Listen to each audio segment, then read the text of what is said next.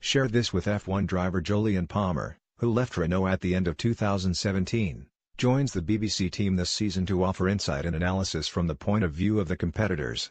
One race down, 20 to go, and the first psychological blow has been struck in the battle between Mercedes' Lewis Hamilton and Ferrari's Sebastian Vettel. Mercedes had the pace in Melbourne.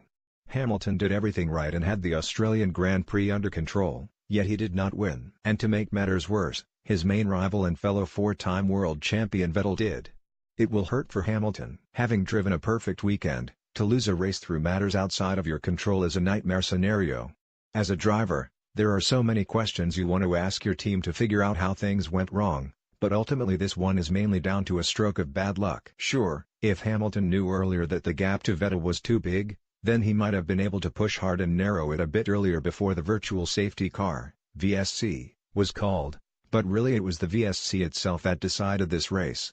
For Vettel and Ferrari, this win will give them a huge boost and an energy for the rest of the year. They looked a bit off Mercedes and even Red Bull at times during the weekend, and Vettel never seemed to be on top of the cars he did so often last year, even qualifying behind his teammate Kimi Raikkonen.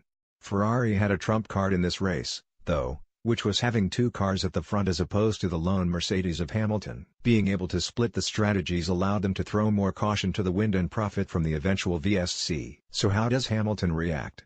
Over the years we've seen all sorts of ups and downs for Hamilton and many different reactions following them. On Sunday after the race, beyond the initial disappointment of the defeat, he seemed positive and willing to learn with the team to make sure it doesn't happen again. Britain Hamilton has matured a lot over the years and has surely become a stronger driver, tougher to beat than ever. It was only in 2016 when he had a difficult, unlucky run at the start of the season.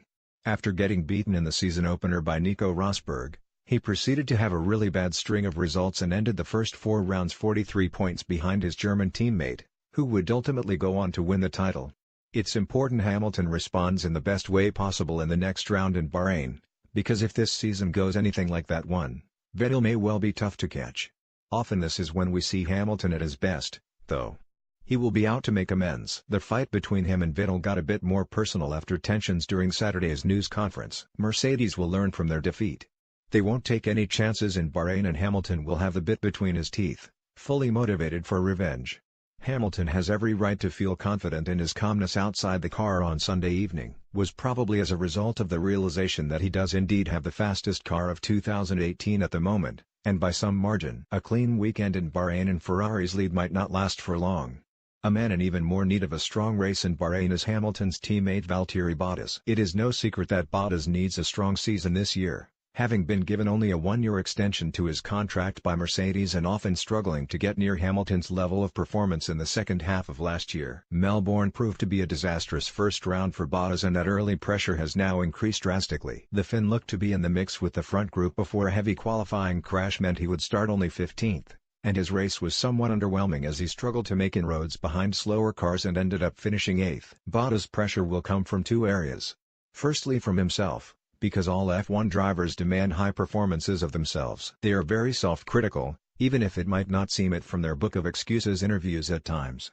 Secondly, there will be some pressure building from within Mercedes already. This race was arguably lost because Hamilton was fighting a two-pronged Ferrari attack without his teammate to accompany him at the front. If Bottas could have been used to cover off one of the Ferraris, Mercedes would have been in control of either situation strategically, and Ferrari wouldn't have been able to play their trump card at the VSC. It's not a nice feeling to leave the first race of the season on the back foot. After months of training and preparation, it is not only extremely disappointing, but F1 is such a psychological game that it adds to the pressure and makes the next race that little bit harder. Media playback is not supported on this device. Bottas will turn up to Bahrain and immediately face questions about his performance and whether he can possibly up his game. The longer this goes on, the harder the questions become and the more the pressure increases. This time last year, I came off the back of an extremely tough opening race myself, and for the following week you're left stuck with your thoughts and have no immediate chance to redeem yourself. Most drivers will stay out in Australia, or at least the southern hemisphere, to relax before heading to the next round in Bahrain. The time difference messes with you if you come home and head back out again to the next race, and Australia is a nice place to explore and train in the sunshine as well. But it can also be quite a lonely time as a driver. You are part of a team, but the reality is that as soon as you leave the track your personal team shrinks to just yourself and your trainer, and maybe if you are lucky an extra person or two in your entourage. The team publicly support you of course, but they aren't likely to be talking through the human side of it and giving you confidence back in your week off. This is a battle a driver has to face with himself. Bottas may well have a niggling bit of self-doubt creeping in, and it is vitally important now for him to bounce back with a solid display in Bahrain, not only for the Mercedes team but for himself as well. In this situation, the sooner you put on a good display the quicker the pressure goes away. The Finn is a very good driver. He is just paired with one who I think is the quickest in modern times.